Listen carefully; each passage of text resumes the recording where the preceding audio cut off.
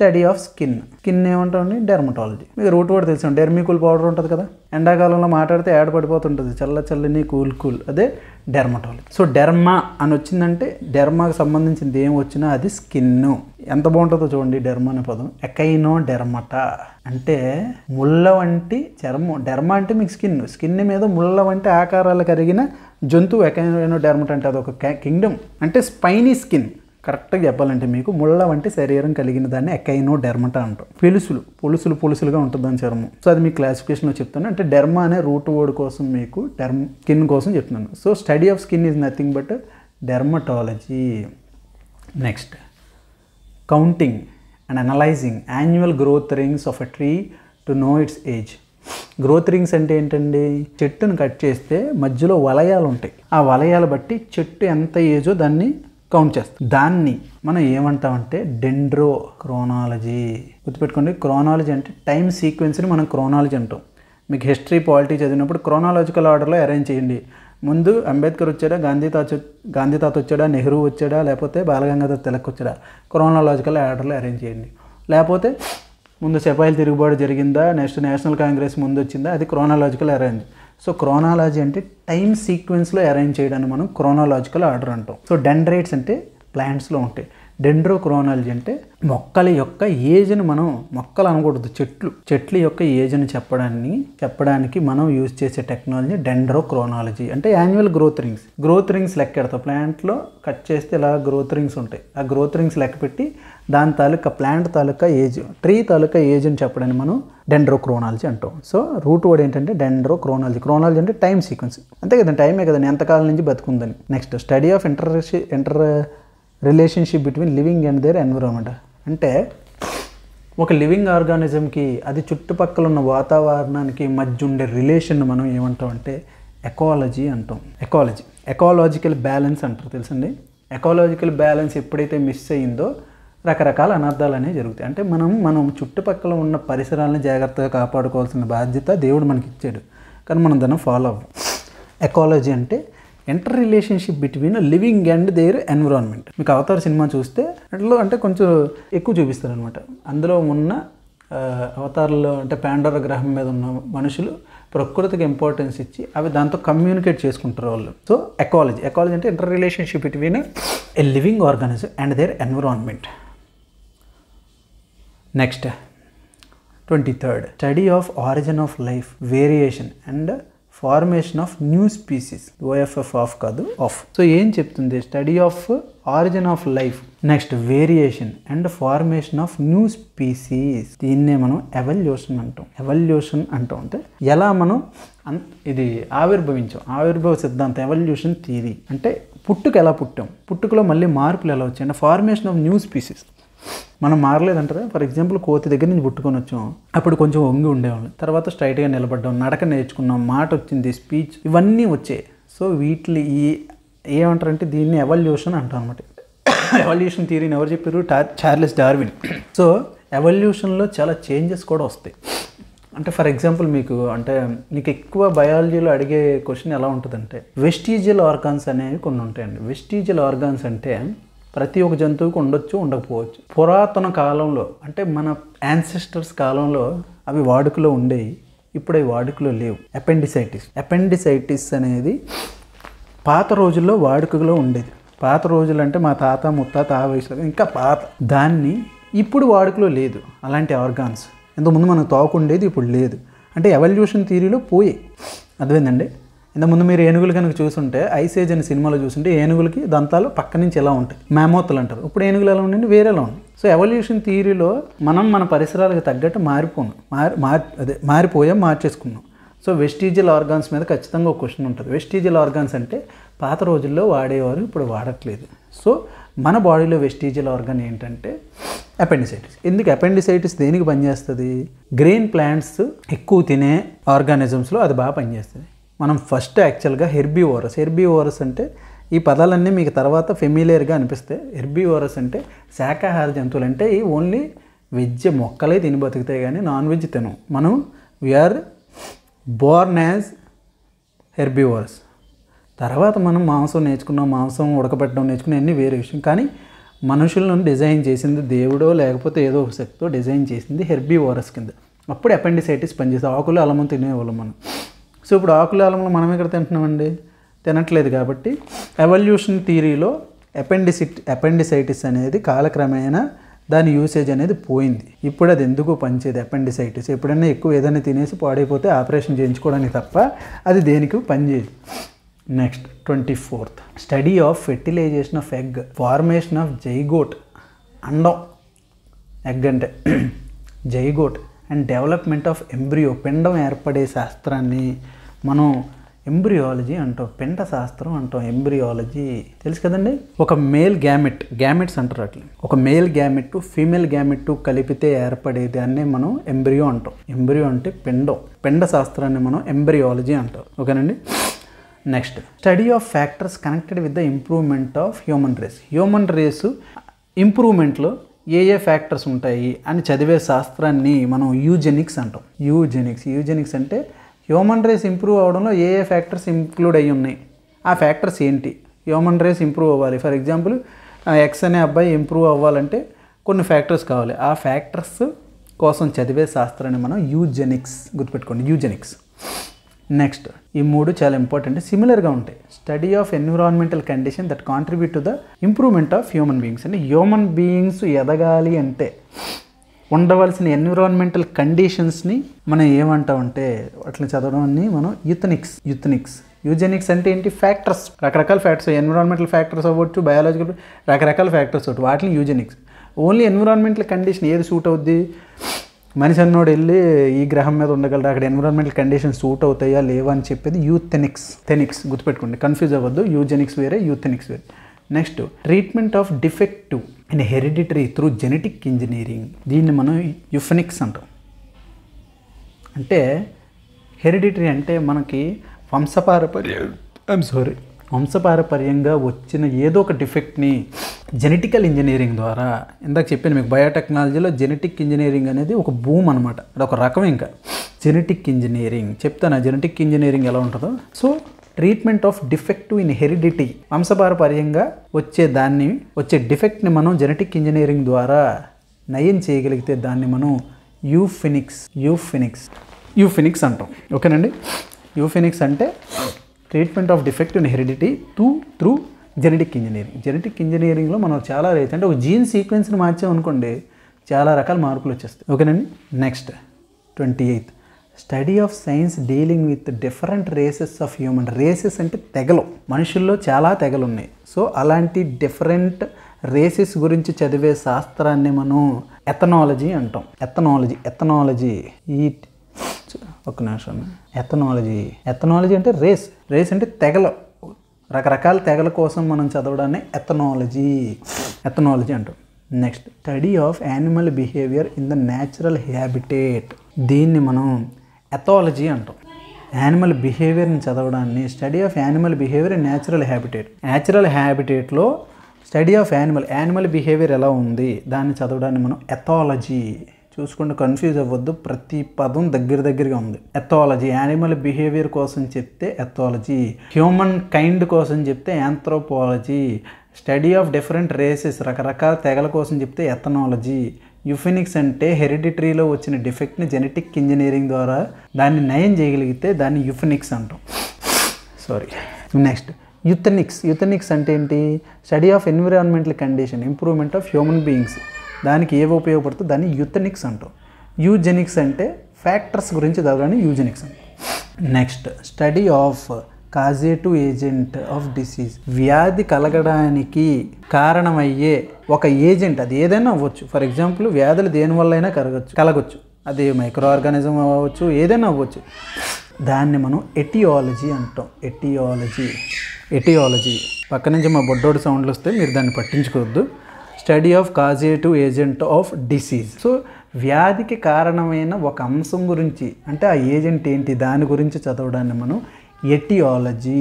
చిన్న తేడా గుర్తుపెట్టుకుని, వ్యాధి గురించి చదివితే దాన్ని మనం ప్యాథాలజీ అంటాం, వ్యాధినికి కారణమయ్యే దాన్ని చదివితే దాన్ని ఎటియాలజీ అంటాం. Etiology. Next study of insects, చాలాసార్లు అడిగేది ఇది. ఎంటమాలజీ. స్టడీ ఆఫ్ ఇన్సెక్ట్స్ మనం ఏమంటాం? ఎంటమాలజీ. పురుగుల గురించి, లేకపోతే పురుగులు అనకూడదు, కీటకాల గురించి చదివే శాస్త్రాన్ని ఎంటమాలజీ అంటాడు. ఇన్సెక్ట్స్ గురించి ఖచ్చితంగా కాదండి, ఎక్కువసార్లు అడిగాడు ఎంటమాలజీ అంటే ఏంటని. ఎంటమాలజీ అదే ఇన్సెక్ట్స్ అనేవి ఏ కేటగిరీకి వస్తాయి? ఇన్సెక్ట్ కాళ్ళు ఇప్పుడు ఎలా ఉంటాయి? జాయింటెడ్ లెగ్స్ ఉంటాయి. ఆర్థ్రోపోడా ఇందాక చెప్పాను కదా, ఆర్థ్రో అంటే jointed legs, arthropods are insects. All insects belongs to arthropod category, majority. Next, study of possibility of life in space. ఇప్పుడు ఎతుకుతుంది ఇదే కదండి. ఇక్కడ ల్యాండ్ కబ్జా అయిపోయింది, అవుటర్ స్పేస్లో మన లైఫ్ పాసిబుల్లా కాదా అని చదివే శాస్త్రాన్ని మనం ఎగ్జో అంటే బయట, బయాలజీ, బయట లివింగ్ ఉందా లేదా అని చదవడాన్ని ఎక్సోబయాలజీ అంటారు. సో ఎక్సోబయాలజీ అంటే study of possibility of life in space. Next, cultivation of plant for flower, floriculture అంటే ఏంటండి? పుష్పించే మొక్కలు నాటడం ఫ్లోరికల్చర్. కల్చర్ అంటే ఏంటి? పెంచడం. ఫిషికల్చర్ అంటే ఏంటి? చేపలు పెంచడం, అంతే కదండి. ఫిషికల్చర్ అంటే చేపలను పెంచడం, ఫ్లోరికల్చర్ అంటే ఫ్లోరికల్చర్, మష్రూమ్ కల్చర్ అంటే మష్రూమ్ని పెంచుతాం. So culture is nothing but పెంచడం. సో పుష్పించే మొక్కలు పెంచడం మనం ఫ్లోరికల్చర్ అంటాం. ఓకేనండి. వెర్మికల్చర్ అంటే ఏంటి? వానపాములు పెంచడం. సెరికల్చర్ అంటే పట్టుపురుగులు పెంపడం. కల్చర్ ఈజ్ నథింగ్ బట్ పెంచడం. ఎపీకల్చర్ అంటే ఏంటి? ఇందాక చెప్పాను మీకు, ఏపీ గుర్తుపెట్టుకుంటే తేనె పట్టు లేదా తేనె పురుగులను పెంచడాన్ని మనం తేనె పురుగులు అనకూడదు, తేనెటీగలను పెంచడాన్ని మనం ఎపీకల్చర్ గుర్తుపెట్టుకుంటే ఇక్కడే రాస్తున్నాయి కూడా. సో కల్చర్లు ఏమేమి వచ్చాయి మనకి?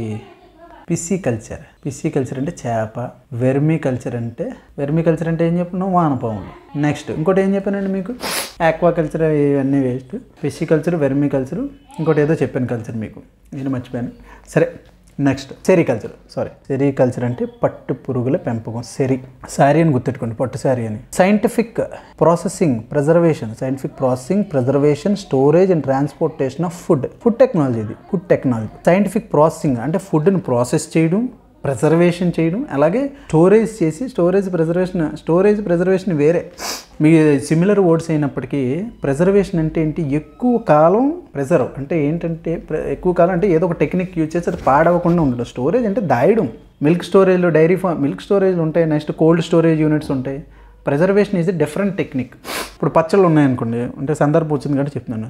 పచ్చళ్ళు ఎక్కువ కాలం నిలవ ఉండాలంటే ఏం చేయాలండి? సాల్ట్, ఆయిల్ ఎక్కువ వేయాలి. దాన్ని ఒక రకమైన ప్రిజర్వేషన్ టెక్నిక్. స్టోరేజ్ ఎందులో చేయాలి? జాడీలో చేయొచ్చు, డబ్బాల్లో వేయచ్చు. నెక్స్ట్ స్టీల్ డబ్బాలు, ఐరన్ డబ్బాలు వేయకూడదు. ఎందుకంటే ఇక్కడ మోర్ సాల్ట్ ఉంటుంది. డబ్బాని అది కరోడ్ చేసేస్తుంది, అంటే జంగు పట్టేలా చేసేస్తుంది, తినేస్తుంది. దాన్ని సాల్ట్ నేచర్ ఏం చేస్తుంది అంటే డబ్బాల్ని తినేస్తుంది. సో ప్రిజర్వేషన్ వేరే, స్టోరేజ్ వేరే. So next, application of science for analysis of various facts to identify the person involved in criminal act. So ఏదన్నా వ్యక్తి ఒక క్రిమినల్ యాక్ట్లో పాల్గొంటే అందులో వాడిని కనిపెట్టడానికి మనం చేసే అనాలిసిస్, ఆ అనాలిసిస్ గురించి చదివే శాస్త్రాన్ని మనం ఏమంటామండి? ఒక్క నిమిషం. ఫోరెన్సిక్ సినిమా ఉంటుంది, యాక్చువల్గా మలయాళం సినిమా ఉంటుంది, ఫోరెన్సిక్ డిపార్ట్మెంట్ అని. మలయాళం సినిమా కాదు, ఫోరెన్సిక్ డిపార్ట్మెంట్ ఖచ్చితంగా ఉంటుంది. ఫోరెన్సిక్ ఎస్ఏలు కూడా పోస్టులు పడతాయి. ఫోరెన్సిక్ అంటే ఏంటంటే క్రిమినల్, ఆడు ఏ విధంగా క్రైమ్ అయితే చేశాడో ఆ క్రైమ్ గురించి ఇన్వెస్టిగేషన్, ఆ క్రైమ్ ఎలా చేశాడో ఆ క్రైమ్ గురించి చదివే శాస్త్రాన్ని మనం ఫోరెన్సిక్ అంటాం. ఫోరెన్సిక్స్ యాక్చువల్గా వాడి చేతి ముద్రలు ఎలా ఉన్నాయి, వేలు ముద్రలు, ఇంకేమైనా డిఎన్ఏ శాంపిల్స్, ఇవన్నీ కలెక్ట్ చేసేది ఫోరెన్సిక్ డిపార్ట్మెంట్. సో క్రిమినల్ యాక్ట్లో పాల్గొన్న క్రిమినల్ వాడు చేసిన నేరం ఏ రకంగా చేశారో ఆ అనాలిసిస్ చేసేదాన్ని ఫోరెన్సిక్స్ అంటారు. Next, catching, breeding, rearing and marketing of fishes. చెప్పాను మీకు పిసికల్చర్ అని. ఆక్వాకల్చర్ అంటే అన్నీ కలిపి, పిసికల్చర్ అంటే ఓన్లీ చేపలు, ఆక్వాకల్చర్ అంటే నీటిలో పెరిగే ఏ జంతువుల కోసమైనా aquaculture. Next, development and management of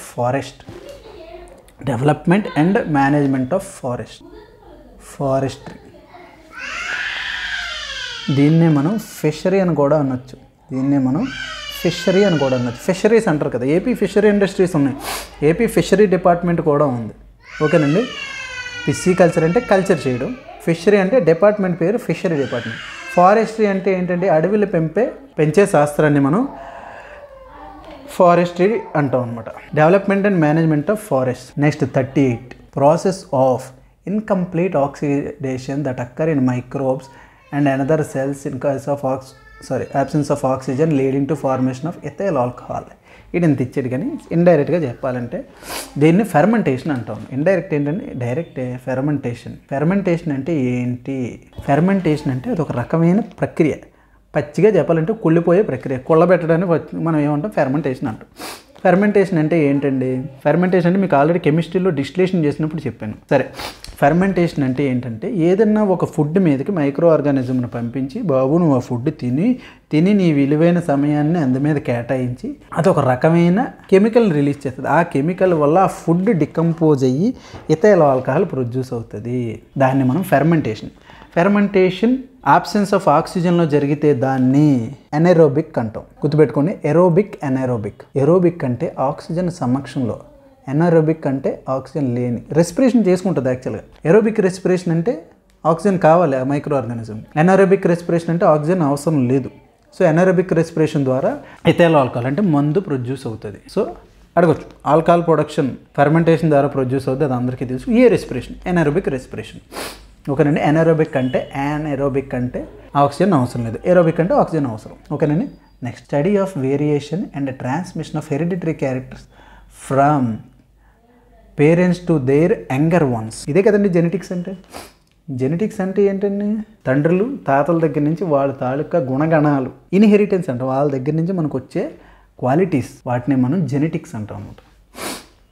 next, permanent increase in weight volume, రెండుసార్లు వచ్చింది. Permanent increase in weight volume and size of an organism. Growth అంటుంది, నేను ఇందాక చెప్పుకున్నాం కదా. Permanent increase in weight volume, growth అవుతుంది. ఒక వ్యక్తి పెరుగుతున్నాడు అంటే ఆడైతే హైట్ వైజ్లో పెరగాలి, లేకపోతే అడ్డంగా పెరగాలి. అదే కదండి, లావుగా అయ్యాడు లేకపోతే హైట్ అయ్యాడు అని చెప్పి జరిగేదాన్ని మనం గ్రోత్ అంటాం. నెక్స్ట్, మ్యానిపులేషన్ అంటే change gene in order to improve the organism. So manipulation అంటే దానికి ఒక స్ట్రక్చర్ ఉంది, దాన్ని మనం మార్చేసి ఎందుకు మార్చాం? In order to improve the organism. దాంట్లో ఏదో ప్రాబ్లం ఉంది, అందుకనే మనం మ్యానిపులేషన్ చేసాం. ఫర్ ఎగ్జాంపుల్, జెనెటిక్ ఇంజనీరింగ్లో ఏం జరుగుతుందంటే, ఇంతకుముందు ఒక మొక్క 50 బస్తాలు మామిడి పండు ఇచ్చింది అనుకోండి. మనం జెనెటిక్ ఇంజనీరింగ్ ద్వారా ఒక జీన్లో ఒక చిన్న మోడిఫికేషన్ చేసి 100 బస్తాలు ఇచ్చేలాగా చేయొచ్చు. నెక్స్ట్, ఫర్ ఎగ్జాంపుల్, ఏదన్నా ఒక మొక్కకి ఎక్కువ పురుగులు పట్టేస్తుంది అనుకోండి, దానికి జెనెటికల్లీ మోడిఫై చేసి దాన్ని రెసిస్టెంట్గా కూడా చేయొచ్చు మనం. సో జీన్ మ్యానిపులేషన్ అనేది చేయడం ద్వారా దాని తాలూకా కెపాసిటీని లేకపోతే దాని తాలూకా క్వాలిటీని మనం ఇంప్రూవ్ చేయొచ్చు. అలాంటి దాన్ని మనం జెనెటిక్ ఇంజనీరింగ్ అంటాం. జెనెటిక్ ఇంజనీరింగ్ అనేది ఒక చిన్న పదమైనా సరే చాలా పెద్ద కాన్సెప్ట్. ఇందులో రికాంబినెంట్ డిఎన్ఏ టెక్నాలజీ రకరకాలుగానే వస్తాయి అన్నమాట. నెక్స్ట్, స్టడీ అండి ఇది. ఏజ్ అని వచ్చిందంటే మీరు కళ్ళు మూసుకొని అని పదం వాడాలని. జెరంటాలజీ అంటే ఏంటండి? ఏజ్. అనే పదం వచ్చిందంటే జెరాంటాలజీ అంటే study of ageing. Next, study of elementary canal అంటే ఏంటంటే ఆహార వ్యవస్థ. ఆహార నాళాన్ని ఎలిమెంటరీ కెనాల్ అంటాం. Or stomach and intestine related disorders. పొట్టకు సంబంధించిన ఏమైనా ప్రాబ్లమ్స్ వస్తే దాన్ని చదివే శాస్త్రాన్ని గ్యాస్ట్రో ఎంటరాలజీ. ఆ ట్రీట్ చేసే డాక్టర్నే మనం గ్యాస్ట్రో ఎంటరాలజిస్ట్. మా ఊర్లో అయితే ప్రతి శుక్రవారం వస్తారు ఈయన, గ్యాస్ట్రో ఎంటరాలజిస్ట్ అన్నమాట. ఆయన కోసం వెయిట్ చేయాలి ఇలా పొట్ట పట్టుకొని. సో ఆయనకు బోల్డ్ కేసులు ఉంటాయి, అది వేరే విషయం అండి. గ్యాస్ట్రో ఎంటరాలజీ అంటే పొట్ట గురించి, జీర్ణ వ్యవస్థ గురించి చెప్పే శాస్త్రాన్ని మనం gastro enterology. The doctor who treats elementary canal, stomach and intestine related disorders is nothing but gastroenterologist. When two solutions having different solute concentration, the solution which has higher concentration. So solution అంటే ఏంటండి? ఒక ద్రావణం. So సొల్యూషన్లో ఏముంటుంది? కరిగేది ఉంటుంది, కరిగించుకునేది ఉంటుంది. Solute కరుగుతుంది, solvent కరిగించుకుంటుంది. So example మీకు సింపుల్ లాంగ్వేజ్లో మనం మాట్లాడుకున్నట్టయితే సాల్ట్ వాటర్ అనేది సాల్వెంట్. కరిగిపోయి నీటిలో సాల్ట్ వేరేగా వాటర్ వేరేగా కనబడట్లేదు కాబట్టి అది సాల్వెంట్. మీకు ఆల్రెడీ కెమిస్ట్రీలో మిక్స్చర్లో చెప్పాను, ఇది హోమోజీనియస్ మిక్స్చర్లో చెప్పాను. అంటే నో విజువల్ బౌండరీస్ ఉంటే దాన్ని మనం హోమోజీనియస్ మిక్స్చర్ అంటాం. సో సాల్ట్ వాటర్ని తీసుకుంటే ఇందులో సాల్వెంట్ ఏది, సొల్యూట్ ఏది? Solute is nothing but salt, solvent is nothing but water. So ఇప్పుడు చూడండి, వెన్ టూ సొల్యూషన్స్, రెండు సొల్యూషన్లు తీసుకున్నాం, having different solute concentration. The solute which has, రెండు సాల్ట్ వాటర్ ఏంటంటే ఒక దాంట్లో స్పూన్లు కలిపాను, ఇంకో దాంట్లో 2 స్పూన్లు కలిపాను. సో ఈ రెండిట్లో కాన్సన్ట్రేషన్ దేనికి ఎక్కువ ఉంటుంది? 2 స్పూన్లు కలిపిన దానికి సాల్ట్ కాన్సన్ట్రేషన్ ఎక్కువ ఉంటుంది. సో 2 సొల్యూషన్లు తీసుకొని సొల్యూట్ కాన్సన్ట్రేషన్ దేనికైతే ఎక్కువ ఉంటుందో దాన్ని మనం హైపర్టోనిక్ సొల్యూషన్ అంటాం. హైపర్ అంటే ఎక్కువ. హైపర్ ఆది తెలుసు కదండి మీకు, హైపర్ ఆది పంచులు కొంచెం ఎక్కువ అనమాట, అందుకు హైపర్ ఆది. లేకపోతే హైపో ఆది అయిపోతుంది. ఎందుకు హైపో ఆది అంటే తక్కువ. లోయర్ సొల్యూట్ని మనం హైపోటోనిక్ సొల్యూషన్ అంటే తక్కువ కాన్సన్ట్రేషన్ ఉంటుంది అనమాట. గుర్తుపెట్టుకుని హైపర్ అని బయాలజీలో వచ్చిందంటే అది ఎక్కువ. హైపర్టోనిక్ సొల్యూషన్ అంటే హైలీ కాన్సన్ట్రేటెడ్. హైపోటోనిక్ అంటే లో కాన్సన్ట్రేషన్. ఓకేనండి. హైపర్ టెన్షన్ అంటే ఏంటండి? High BP. ఓకేనండి. ఇది క్లియర్ అని అనుకుంటున్నాను. Next, study of tissue organisation and their internal structure with the help of micron. Study of cells అయితే సైటాలజీ, స్టడీ ఆఫ్ టిష్యూస్ అయితే హిస్టాలజీ. ఏంటండి? Study of tissues is nothing but histology. రాసుకోండి ఇవన్నీ. Study of tissues is histology. ఓకేనండి. Histology. Animals who have constant body temperature are called, చాలా important అండి bit ఇది, హోమియోథెర్మిక్ animals అంటే వాటి టెంపరేచర్ ఎల్లవేళలో ఒకలాగే ఉంటుంది. మీరు స్విమ్మింగ్ చేసినప్పుడు మీ బాడీ టెంపరేచర్ ఏం తగ్గిపోదంటే బాడీ టెంపరేచర్ అంటే నా ఉద్దేశం ఎలా చెప్పాలి, హోమియోథెర్మిక్ యానిమల్స్ అంటే వాటి టెంపరేచర్ ఫిక్స్డ్ ఉంటుంది అనమాట. ఓకేనండి. ఫర్ ఎగ్జాంపుల్ మన బాడీ టెంపరేచర్ ఎంత ఉంటుంది? 37 ఫారెన్హీట్ లేదా 98.6 సెల్సియస్ ఉంటుంది. 37 డిగ్రీస్ సెల్సియస్, 98.6 ఫారెన్హీట్. సో అలాంటి యానిమల్స్ని, కాన్స్టెంట్ టెంపరేచర్ ఉన్న బాడీ టెంపరేచర్ ఉన్న యానిమల్స్ని మనం ఏమంటాం? హోమియోథెర్మిక్ యానిమల్స్ అంటాం, లేదా వామ్ బ్లడెడ్ యానిమల్స్. హోమియోథెర్మిక్ యానిమల్స్ లేదా వామ్ బ్లడెడ్ యానిమల్స్ అంటాం. Next, science taking care of health కోసం చెప్పేదాన్ని మనం ఏమంటాం? హైజీన్ అంటాం. హైజీన్ అంటే శుభ్రం. హైజీనిటీ అంటే ఏంటి? శుభ్రం. హైజీనిక్గా ఉన్నారా లేదా? Science taking care of health. Next 49 ఎక్కడ రావాలి? Okay. Study of growing plants without soil in water which contain nutrients. ఇది ఒకసారి ఆల్రెడీ నాకు తెలిసి కానిస్టేబుల్లోనే ఎస్సీలోనే అడిగిన క్వశ్చన్ ఇది. సాయిల్ లేకుండా నీటిలోనే పెంచే మొక్కలని, ఆ శాస్త్రాన్ని మనం ఏమంటే హైడ్రో అంటే వాటర్ అని తెలుసు కదండి మీకు. హైడ్రోఫోనిక్స్ అంటే ఏంటి? నీటిలో పెరిగే మొక్కలు అంటే నీటిలోనే మినరల్ ఇవన్నీ ఉంటాయి, సాయిల్ అయితే ఉండదు. దీన్ని ఇంకా కరెక్ట్గా చెప్పాలంటే సాయిల్ లెస్ కల్టివేషన్ లేదా సాయిల్ లెస్ ప్లాంట్స్ని ఏమంటాం? Hydroponics. Next, study of blood అని ఏమంటాం? Study haematology. హీమ్ అని ఎక్కడ కనబడినా మీరు కళ్ళు మూసుకొని బ్లడ్ అని పెట్టండి. హీమ్ అనేది యాక్చువల్గా బ్లడ్లో ఉండే ప్రోటీన్. ఇది haematology is nothing but study of blood, haematology. Next, study of liver, hepatology. Study of లివర్ని ఏమంటాం? హెపటాలజీ. హెపటోసైట్స్ అంటే లివర్లో ఉన్న సైట్స్. హెపటోసిర్రోసిస్ అని వస్తుంది, లివర్ క్యాన్సర్. అది అదేంటంటే హెపటో అని కనబడిందంటే లివర్కి సంబంధించింది. మీరు ఇంకా అది పెట్టేయడమే. హెమటో అని కనబడితే అది బ్లడ్. సో ఫ్రెండ్స్, మన యాప్ డౌన్లోడ్ చేసుకోవాలనుకుంటే మన వీడియో ఏదైనా కానీ ఆ వీడియో డిస్క్రిప్షన్ ఇక్కడ మీరు టైటిల్ దగ్గర ఓపెన్ చేస్తే, మీరు క్లిక్ చేస్తే ఇట్లా ఒక షార్ట్ డిస్క్రిప్షన్ అన్నది ఓపెన్ అవుద్ది. ఇక్కడ ట్యాప్ చేస్తే మీకు ఫుల్ డిస్క్రిప్షన్ అన్నది ఓపెన్ అవుద్ది. అందులో మీకు ఈ లింక్ కనిపిస్తుంది కదా. సో ఈ ఫస్ట్ లింక్ క్లిక్ చేస్తే మీరు డైరెక్ట్గా మన యాప్లోకి అయితే వెళ్తారు. సో ఇట్లాంటి స్క్రీన్ కనుక మీకు వచ్చింది అనుకోండి, ఇక్కడ పైన కనిపిస్తుంది చూసారా, install on more device are install అని కనిపిస్తుంది మీకు. సో అది క్లిక్ చేస్తే ఎందులో ఇన్స్టాల్ అవ్వాలి, మీకు డివైజెస్ ఎక్కువ ఉన్నాయనుకోండి ఇట్లా వస్తుంది. సో అందులో ఏది అని క్లిక్ చేసి అందులో ఇన్స్టాల్ చేసుకోవటమే. లేదా మీరు ఇంకెలా ఇన్స్టాల్ చేసుకోవచ్చు అంటే ప్లే స్టోర్. ఇప్పుడు ఇట్లా ప్లే స్టోర్కి వెళ్ళిపోయి ఇందులో ఇక్కడ సెర్చ్లోకి వెళ్ళి ఇక్కడ మీకు ఎగ్జామ్ ట్రిక్స్ అని కనుక సెర్చ్ చేస్తే ఇట్లా వస్తాయి. అండ్ గుర్తుపెట్టుకోండి, ఎగ్జామ్ ట్రిక్స్ వచ్చేటప్పటికి మీకు సేమ్ లోగోతో 2 ఉంటాయి. ఓకేనా? ఆ రెండిట్లో కూడా మీరు పర్టికులర్గా పైన ఎగ్జామ్ ట్రిక్స్ కింద సెరన్ తేజస్ అని ఉంది చూసారా, అది క్లిక్ చేయాలి. ప్రజెంట్ యాక్టివ్గా ఉన్న యాప్ అయితే అది. సో ఇక్కడ మీకు ఇన్స్టాల్ అని ఉంటుంది. సో ఇన్స్టాల్ అని బటన్ క్లిక్ చేసుకుని ఇన్స్టాల్ చేసుకున్న తర్వాత ఇక్కడ ఓపెన్ అని వస్తుంది అనమాట. సో ఓపెన్ అయితే చేసుకోండి. ఓపెన్ చేసుకున్న తర్వాత లాగిన్ కనుక చేసుకుంటే ఇట్లాంటి పేజ్ అన్నది వస్తుంది. ఎవరైతే ఫస్ట్ టైం యూజ్ చేస్తారో వాళ్ళకి ఇటువంటి పేజ్ రాదు. మీ లాగిన్ డీటెయిల్స్ అడుగుతుంది అనమాట. వాట్సాప్ లాగా, ఫేస్బుక్ లాగా అది కూడా లాగిన్ చేసుకోవాలి మీరు. ఈ యాప్ కూడా ఇక్కడ ఏంటంటే మీ మొబైల్ డీటెయిల్స్, ఈమెయిల్ ఐడి ఇవన్నీ ఇచ్చేసి లాగిన్ అయితే ఇటువంటి పేజ్ అన్నది ఓపెన్ అవుద్ది.